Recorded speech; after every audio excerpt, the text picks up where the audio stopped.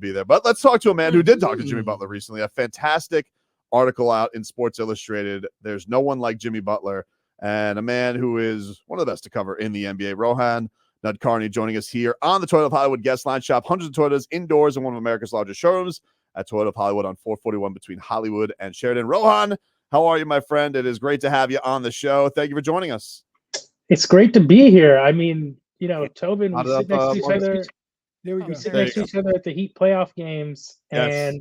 and this is what it takes to get me on the show. It took I know all this time, so I'm just glad to finally be here.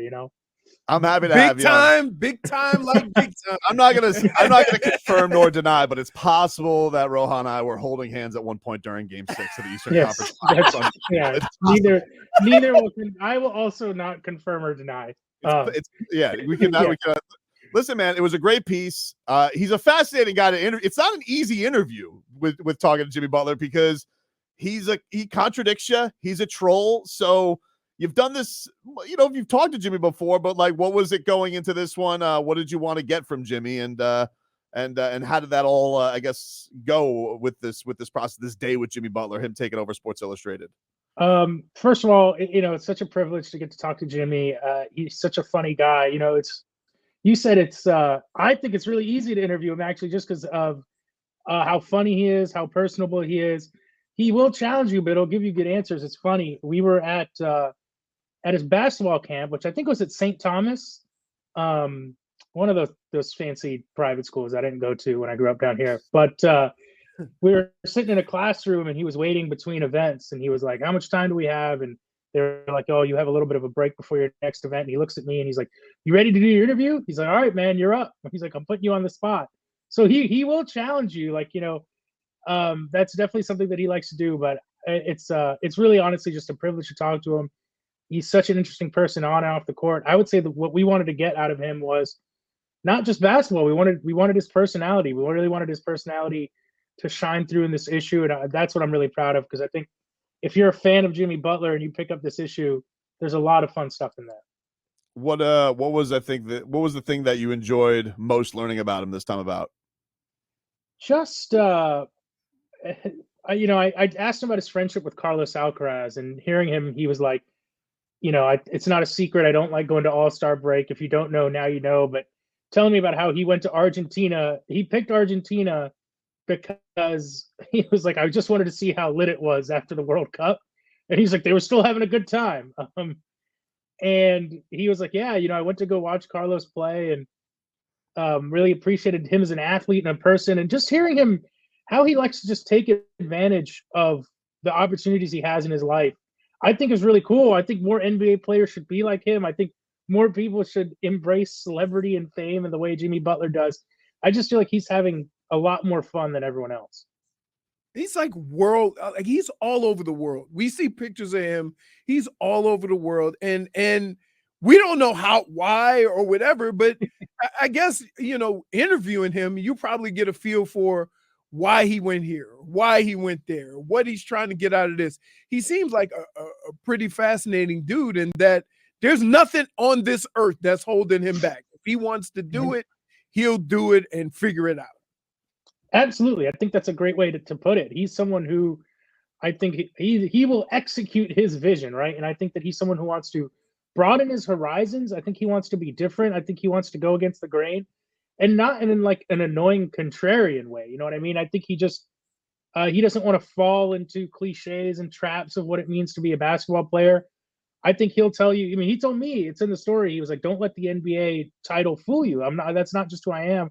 He doesn't want to be looked at as just a basketball player. Obviously, he's great at it. He takes it very seriously. I got to watch him work out for 2 hours after his basketball camp. This man does not take an off day. I was like, you ever think about resting? You ever think about sleeping in? Like, you still waking up at 4 a.m. every day? He said, I didn't get to where I am by resting. At the same time, he's someone who I think just really enjoys life and wants new experiences, doesn't want to just do all the typical things that we expect from NBA players.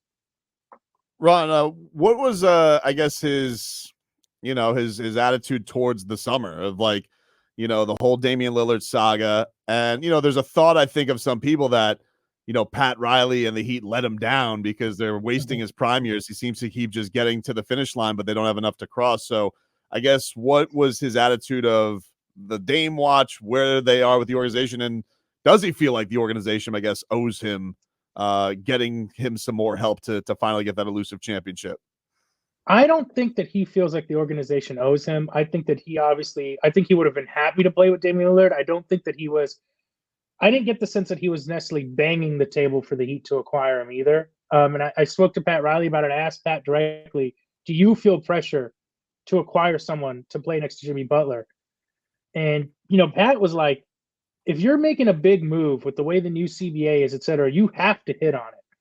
And I don't think that he necessarily hesitated with Damian Lillard, but I do think there was a conversation of, are we ready to go all in, second apron, all these things for someone at Lillard's age, et cetera. So I think it was always a little bit more complicated than just going out and getting him. I asked Pat, like, how badly do you want to win for Jimmy? And even then he brought up, he's like, with these new rules, like the second apron, it becomes a little bit more difficult. Like Jimmy, he was like, no one's more deserving than Jimmy.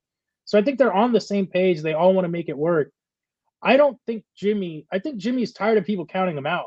And I think that what happened this summer just adds more fuel to that fire, especially where people like the Bucks have overtaken him, the Celtics have overtaken him. I think he's like, I get overlooked every year anyway. Why is this any different? Right. And he's not, like, it is funny because it's almost like everybody, I think every Heat fan was dying for Damian Lillard too, myself included. Yeah. I would have loved Dame. I would have loved him. Why are you looking at me like that? You but now I'm not doing that anymore. I'm not harpooning anymore. I'm a different guy. Crazy. Yeah, but I'm not going to do it anymore. Oh my god. This was the last time. This is the last Rohan, this man is not giving you the full truth. I'm not. He almost cried. I wanted Damian Lillard. He almost cried. I did. I wanted Damian Lillard, but I'm not going to do that anymore. All right. I'm not harpooning anymore. I'm a changed man. I'm not putting on the captain's hat anymore until Anthony Edwards. I'm not doing it anymore. So at least like 3 years, I'm not doing it anymore. But I do think that they're kind of in this spot, Rohan, where it's like, yeah, everyone. I get the Bucks thing. The Celtics, I'm not quite sure about. We'll see. But this is where they like to be, and they got Tyler coming in on this kind of revenge tour. So what do you make of them coming through? Spo saying, I think that we got more depth. Obviously, there seems to be a pretty big point guard hole, but like, do you think that they should be counted out again, or should we be done doing that? I think it would be unrealistic to say they're the favorites. And Spo loves to say we have enough. That's, I think Spo, if he's, buried one day, his tombstone will say we had enough. And that's his favorite saying in the world. I think we have enough. I don't think the Heat as presently constructed can be considered favorites. I think they're probably behind Philly as well, in addition to Milwaukee and Boston. But one thing I'll add is Kyle Lowry's on an expiring deal. We'll see how it goes with him to start the season. I think things have been a little bit tense there. But in the event that they do decide to move on from Kyle, for example, we saw last year the Lakers, Russell Westbrook went from unplayable to they attached a protected first to him at the deadline and got back some useful pieces. I think that there's moves out there for them to make. That might not be the sexy move. It might not be the splashy move. You might not be putting on the captain's hat for it. But I think there are moves that they can make that would improve them and get them closer to Milwaukee and Boston. So I think it's presently constructed. I don't think you can call them the favorites. You can't count them out. But I think this team can't really be judged until the trade deadline. The incredible thing about all this is we talk about how good Boston is and how good Philly is and how good the Bucks are. But they haven't been more successful than the Heat. And we still keep doing this going into every season. It's like in most sports, we say, until I see these guys get over the hump, I'm not including them. But in basketball with the Heat, we just automatically throw all these other teams above them. And then the Heat do it again and we act shocked. Oh, I can't believe they got past this team again. Why is that? Like, why doesn't the success that this team has had with the same players and injuries, right? Why doesn't that mean anything? And these other teams not chasing the Heat and getting what the Heat have? I mean, it's a great question. And I think that's kind of been the story of Jimmy the last 4 years. I don't think any team has overachieved more than the Miami Heat. I mentioned this in the story. Think about the summer of 2019, LeBron and AD team up, Kawhi and Paul George team up, Kevin Durant and Kyrie Irving team up. Eventually, James Harden joins them. Now you got Kevin Durant with Bradley Beal and Devin Booker in Phoenix. You have all these different team-ups happening, yet over the last 4 years, no team has more finals appearances and playoff wins than the Miami Heat. And I think that's all directed to Jimmy. I mean, Bam obviously plays a big role, but I think Pat called Jimmy the straw that stirs the drink. It all starts with him. I think it's because people were not expecting Jimmy to be as good as he is in Miami, frankly. I think people had a lot of respect for Jimmy around the league, but didn't really view him as a top 10 guy. And I think he's unquestionably a top 10 player in the NBA right now, just based on what he's done over the last 4 years. Part of it is just the Heat have shown to be just a different team in the playoffs than what they've been over the regular season the last 4 years as well.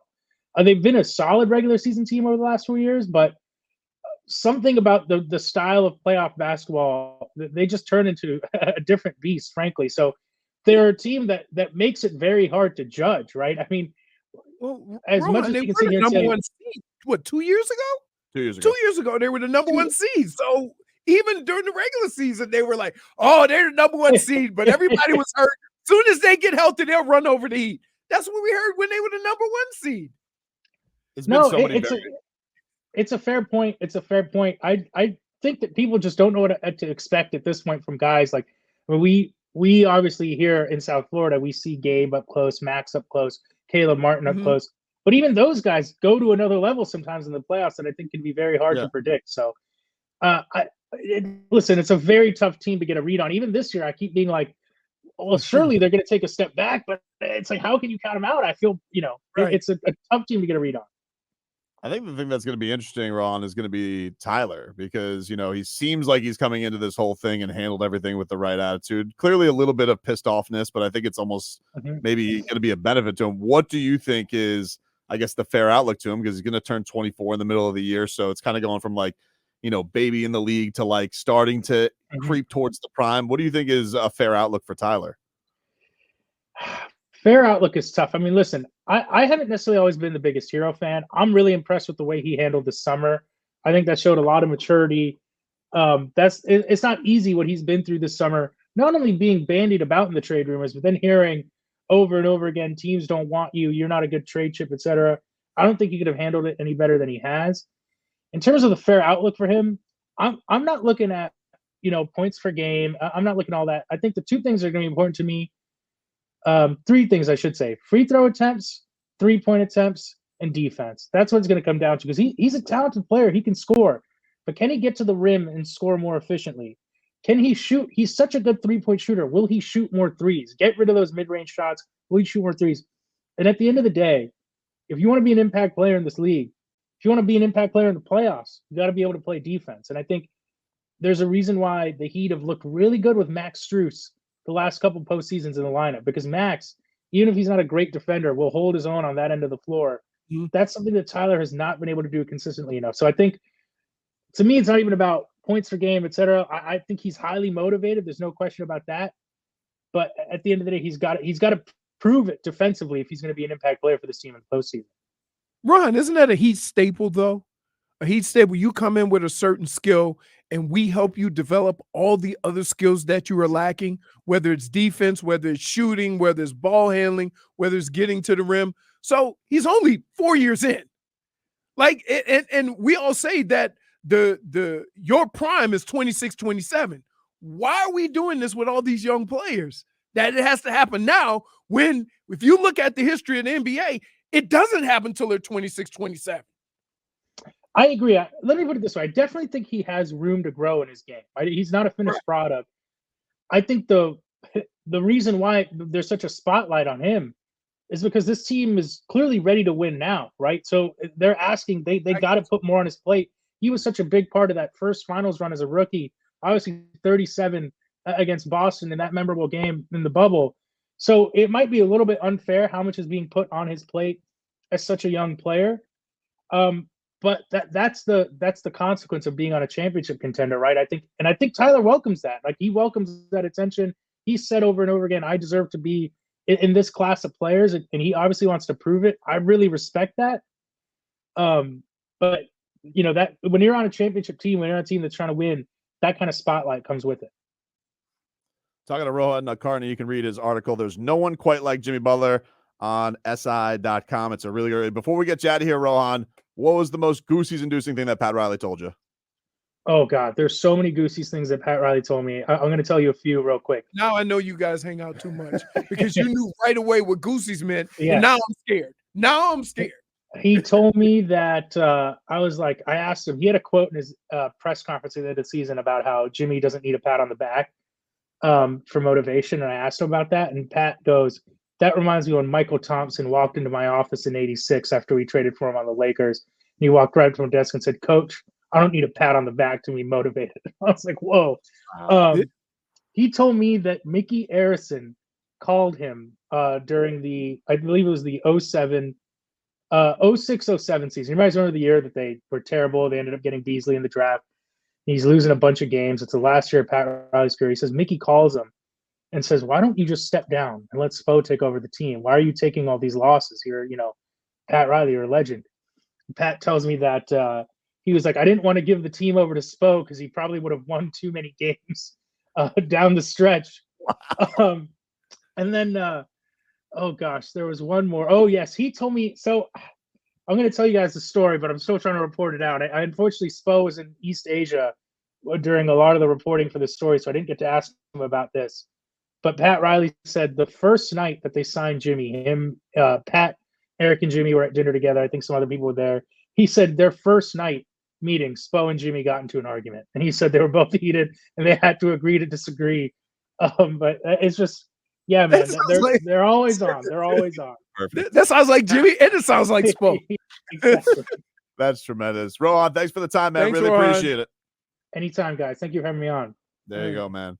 Go check it out. There's no one quite like Jimmy Butler. Rohan Nadkarni does a great job. Go follow like him. you defending the Heat. I know.